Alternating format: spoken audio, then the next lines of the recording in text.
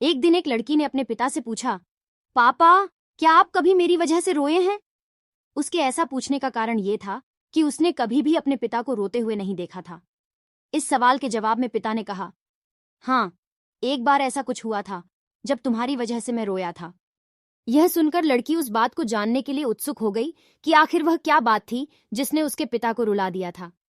इस उत्सुकता को शांत करने के लिए पिता वह किस्सा सुनाने लगा। बात उस समय की है जब तुम 8 माह की थी। एक दिन मैंने तुम्हारे सामने 3 चीजें रखीं, एक पेन, एक सिक्का और एक खिलौना। मैं ये जानना चाहता था कि तुम उन चीजों में से क्या उठाएगी। उनमें पेन बुद्धिमत्ता का प्रतीक था, सिक्का धन का और खिलौना मनोरंजन का प्रतीक था। मैं ये सब बस एक जिज्ञासा के कारण कर रहा था। मेरे लिए यह जानना बहुत रोचक था कि मेरी बेटी के लिए आगे जाकर क्या सबसे अधिक मायने रखेगा। मैं तुम्हारे सामने बैठकर बेसब्री से तुम्हारे अगले कदम का इंतजार कर रहा था। मैंने देखा कि कुछ देर बैठकर तुम उन चीजों को देखती रही, फिर घुटने के बल पर चलते हुए उनकी ओर बढ़ी। जब मैंने तुम्हें आगे बढ़ते हुए देखा तो मेरी धड़कनें मानो रुक सी गईं।